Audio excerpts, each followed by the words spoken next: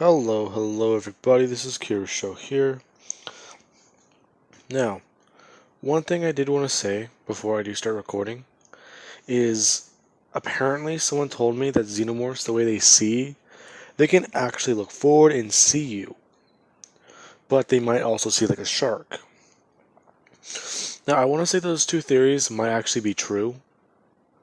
They can see, look forward, and actually probably move their eyes around, but, well, I did say that Deku. Going over the recording, I realized that my voice cut through the mic, and I said that he camouflaged, but well, basically you heard me get cut off. I said he camouflaged, and then he basically wrapped around Momo, concealing his own body heat. Basically, they were both invisible. They used the predator tech to turn themselves invisible, hiding their presence on the branch, making hiding them from everyone.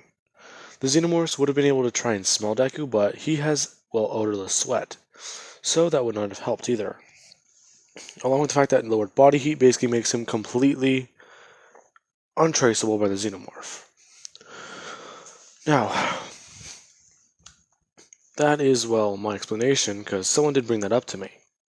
That happened, or that the xenomorph would have been able to see him. Now then, let's pick up where we left off. After the xenomorph jumped off, Deku would have just been asking Momo exactly how bad is her pain, if not how bad is her leg. Deku would have just watched as Momo, she does bring her hand down, feeling it, and she actually does feel something poking out. As soon as she touches it, she would actually somewhat wince in pain, as Deku would just hear on his comms that they're trying to loop back around, but the xenomorphs aren't probably going to give them a chance.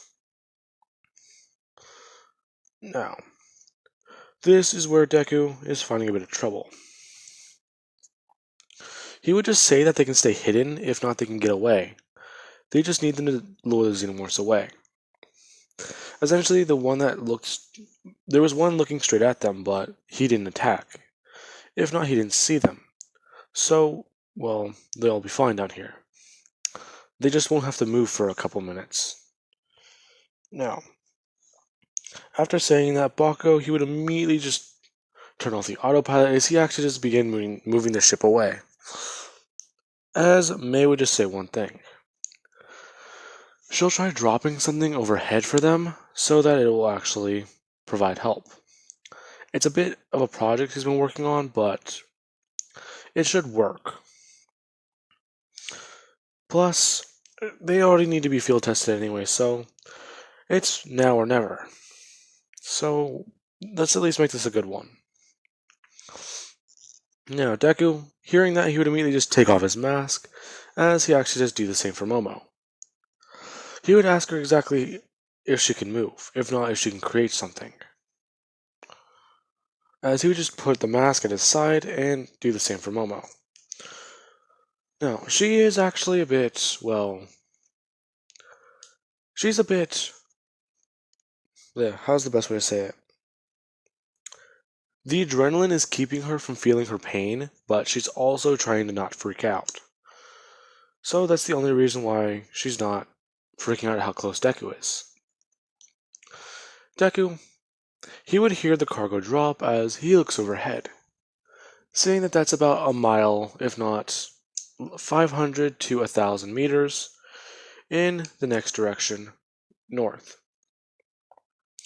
He would just try and help Momo to her feet as she actually just fall forward straight into Deku, nearly knocking him into the, well, jungle below. Deku would just do one thing. He would ask Momo to create, he would ask her to create like something to strap them together.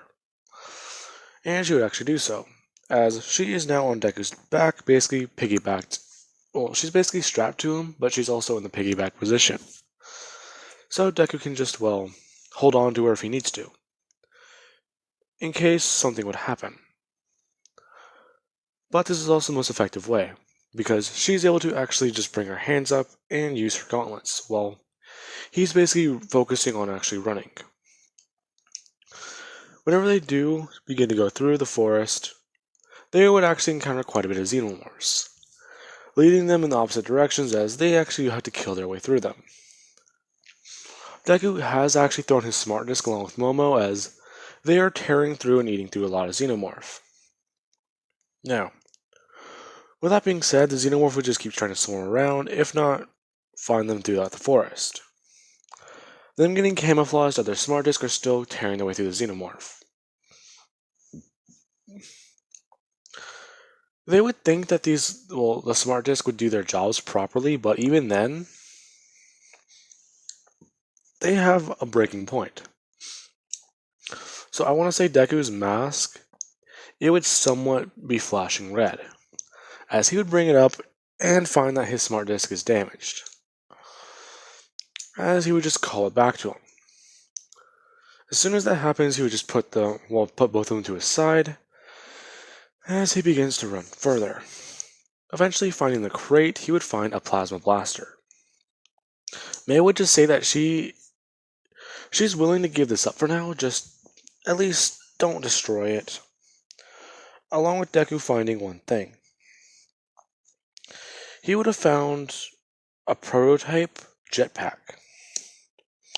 Or at least, well, I want to say a jetpack, yeah, that does work. Now, this is whenever he would actually just set Momo down carefully as he is looking at this. May would just tell him that this is essentially very easy, just link it up to your mask. As he would do so. They would then do one thing, as Deku basically just has to wrap his arms around Momo and take off, as they are flying this way. Momo does try and tell Deku that this is a bit crazy, but even then, it should be fine. Getting off the planet should be their top priority, then they can figure out what they're going to do next. Deku would agree with her as they would be flying up, and they would finally reach the ship. As everyone just welcomes them back aboard, Deku actually helping Momo get to the med bay, as he is basically carrying her. Everyone would have just watched this and they wouldn't have said a single word until eventually Deku and Momo are left alone. She is thanking Deku for helping her, but she would just be a bit embarrassed about it now. She's thinking about it. Asking Deku exactly why he didn't just leave her. If not, why did he just try and let go on the ship? Deku would just explain. With his adaptability, he thinks he can adapt to the Xenomorph, if not adapt to fight them. Even then, he didn't want the Xenomorph getting aboard, hurting people he loves. Momo would hear that last part and somewhat, well, she blushes as Deku would take notice of this. He's a bit confused at why until he does realize the words he said, as he just gets up and walks out of the room, not even sure why he's feeling this way. He sees her as a good hunter and a good person, along with the fact that she is very talented and skilled, but why does he feel this way? Why is his heart racing? He's not running, he's not working out, he's not adapting. So why? This is still confusing to him. As he would just do one thing, heading straight for the ship's gym and beginning his workouts. As he does his 5-finger push-ups, switching off very rapidly, as Kirishima will be looking at this. Kinda confused, but kinda getting it at the same time. Misunderstanding it for his adrenaline being super, super high. Not his, well, emotions. Now, they would spend the next summer with a simple routine of hunting animals on planets and actually going through quite a bit of things. Along with Deku, he would challenge one elite predator, if not come face to face with his clan leader one day. he would come face to face with a clan leader that is a bad blood. This is the bad blood that Deku thinks may have set them up. So he does actually talk with him, if not try and communicate. The bad blood wouldn't listen as Deku, he docks his ship, and walks aboard.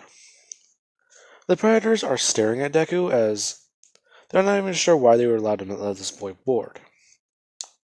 As one of them would just bring out their wrist blades, trying to slash at Deku, Deku would have just immediately just brought out his arm, bringing out an I would say under barrel, but that doesn't make sense.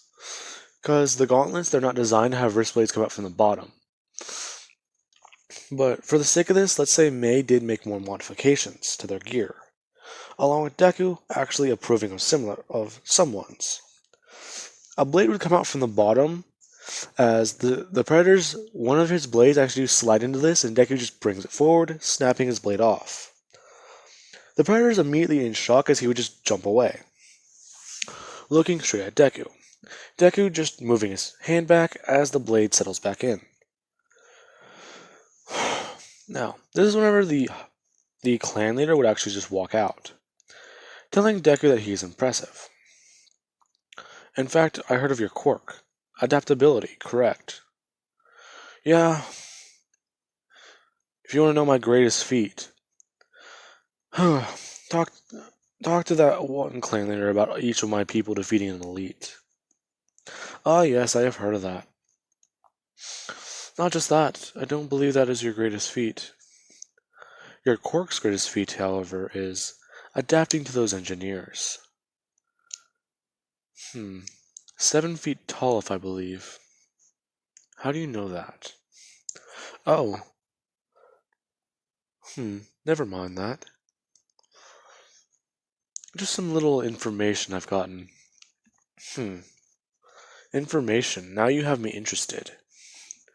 Well, I will give you this information, human, if you can do me one thing. This is our greatest, he is one of our greatest hunters. As a super predator would walk out. Deku is looking at this man as he's just staring down at Deku. Deku is seeing him. As he just asks, why is this man here? Or who is this man? This is one of our greatest. He has been taking DNA from humans, if not taking their strengths. No. He has done this from species all across the universe. But, humans are a bit more unpredictable. I'm aware of the experiments. Ah, so you have seen that place. Yeah, I'm aware of the two test subjects you left behind. Test subjects? Oh, I'm sorry. Would you rather me refer to them as experiments? The spy you made, and the edited weapon. If not the boy who's filleted half of your men. In fact, quite impressive. Becoming a blooded at a young age. Just like me. Except my kill wasn't a Yaoja. It was some giant bug on a planet you took me to. Now, this is whenever the Yaoja. People are actually watching Deku disrespect his clan leader by saying that simple statement. Now, this is whenever the clan leader would just say to Deku that if he can actually fight one of their strongest, and Deku would just break him off there. I'm not here to fight your strongest. I'm here to take your head as my trophy. You being the leader, that means you are the strongest. So cut the shit. If I can take your head, your men have to give me the information I need. In fact, I'll make you a deal. You kill me, you can take my men. I kill you, you give me information and piss off. Information. Information on what, human? Well. Well, first, the information is on one thing. Who's been fucking with our gear? If not, who's been trying to kill us on our missions? Ah, that's quite disrespectful. You're telling me. Yeah, I expected to go in to kill 3 engineers. I walk away with 24 heads. Quite the odd one, don't you think? Very. Well, you at least had an interesting hunt. Oh, great. Great, great, great. But I'm still taking your head as my goddamn trophy. Well then, as leader would just immediately get back up, I'll stand up off the throne, and take off his cape. As he actually does reveal his weapons. Deku, he's just staring at him as the leader would just ask Deku one simple question. How will they be fighting? Gauntlets, blades, weaponry, or what is it? You humans call one simple thing. You humans call these one simple thing. As he would just hold up his hands, fisticuffs, or boxing as you call them. Correct? Huh. Well, I've been on Earth for a couple years, so you're at least started on that. But as Deku would just drop his gauntlets and immediately just undo his armor. We call it street fighting. Now, Deku, he would just immediately just take off the top of his uniform as he reveals his bare chest. The clan leader doing the same, as these two would walk up to each other. Deku's looking up at this man as this man is just looking down at him, still not believing that this boy will actually fight him. Even then, he is the strongest one there, in the room. He can quite simply tear Deku apart if he wanted to. Now, this is whenever one Yaja would just walk up, saying, "Go." As the clan leader immediately goes to bring his leg up, trying to, kick into Deku's side. Deku would have immediately just dodged out of the way, if not just take a jump backwards. In fact, he would just jump backwards as he immediately just bring his hand out trying to punch in the predator. He would actually swipe and actually grab at one of his mandibles. As soon as he grabs it, he actually just break it as the predator begins to scream. Deku just immediately screams back in response. Now, after that, Deku's crew, they would have heard the sound and immediately just ran out, as other predators are watching them. They would just bring their blades up, basically stopping them from joining the fight. They would have just done one thing. They would have just sat there as Bakugo would just cross his arms. And as I say to the Yaoja, we don't plan to interfere. Whatever's happening, let it happen. As the Yaoja would just retract their blades, letting them walk forward.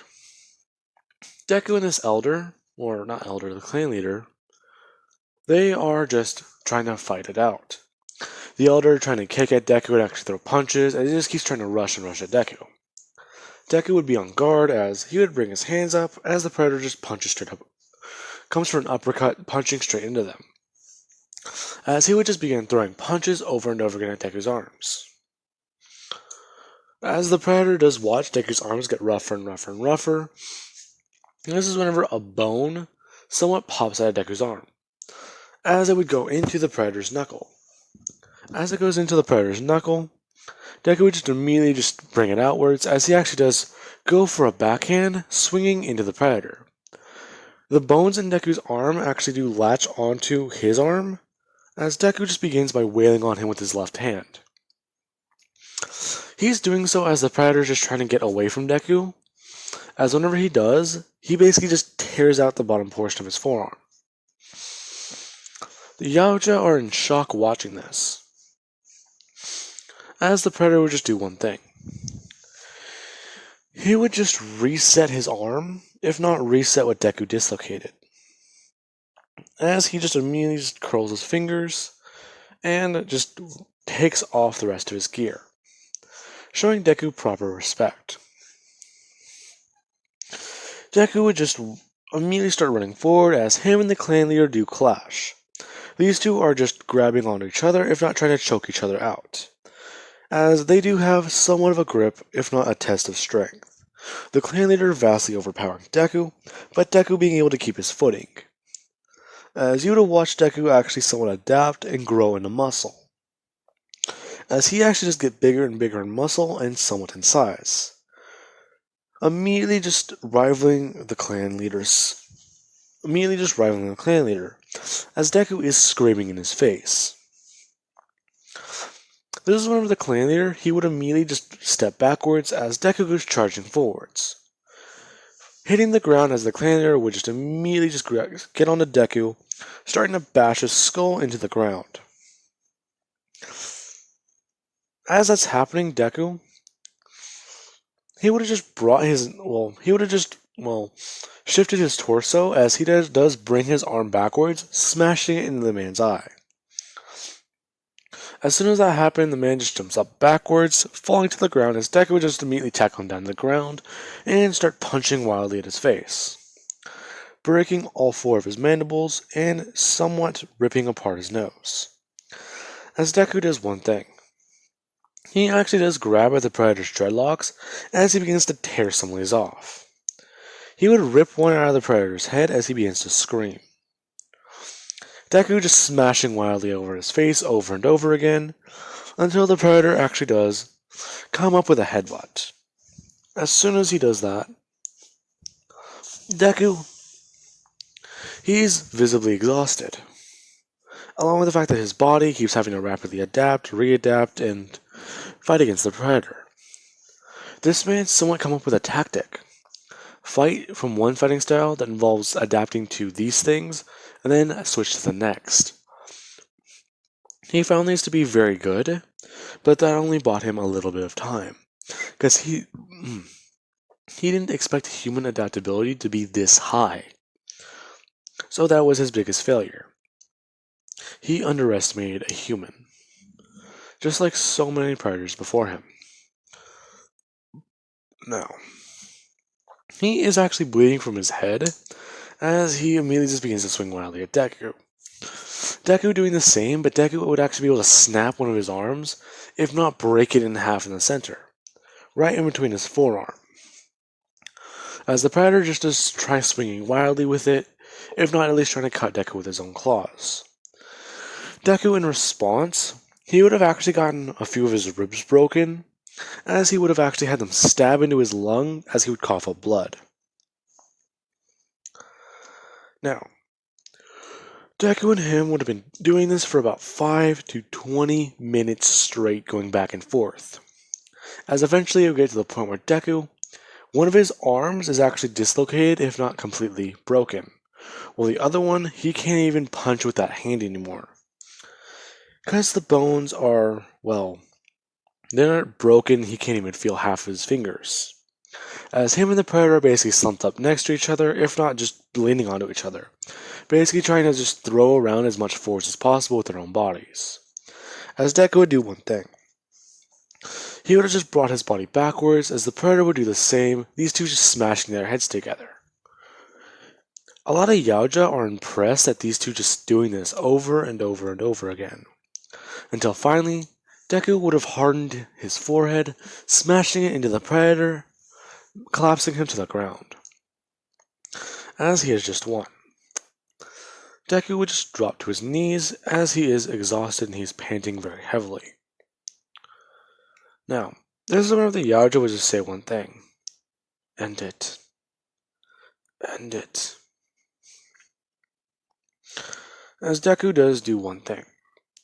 He tries to climb to his feet, but with his ribs the way they are, he can't even stand. He would just shuffle over to the Yaoja as he does come down, saying that he has deserved at least a lot of respect. Deku would then get the Yaoja's name. The clan leader would give it to him, as he would just say that this is the greatest battle he's ever fought. In fact, the only other man who has fought him this hard is dead. I believe to a degree my greatest adversary. But even then, you've proven me wrong. As the Predator would just close his eyes, accepting his own fate. Deku not even being able to bring his hands up to try and do anything, he would just bring his teeth down, ripping and tearing out the predator's throat.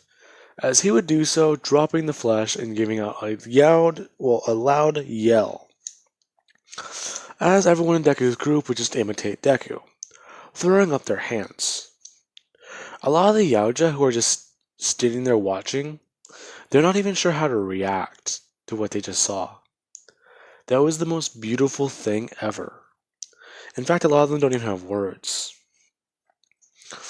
But Deku, he would just, drop down to his elbows as he actually can't even put down weight on one.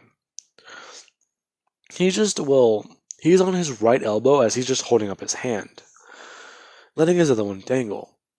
As he actually does try stepping up to his feet, this is whenever Momo will walk over, getting him up and telling him that he needs to recover. I can. As a large pool would just come out of Deku's mouth. The blood would just start running down Deku's face very rapidly, as he is actually just still coughing, being taken to the medbay immediately. As that is going to be the end of their summer. Now, with that being said, guys, I am getting around to the start of the anime. And I do hope you enjoyed the video, because I know I certainly did. Well, another thing I do want to bring up, if you guys are listening to this now, someone has asked me to do a Xenomorph or a Neomorph Deku, because they would want to see how these two would react to each other. And, I would actually love to do it, but I need to research more on the Neomorph. Besides basic information I know, there's probably a lot more information now that it's been out for so long. Because I believe Ridley Scott did make new things. If not, If not, he probably did give out more details about it. Anyway, guys, I do hope you enjoyed the video, and Neomorph is on my list.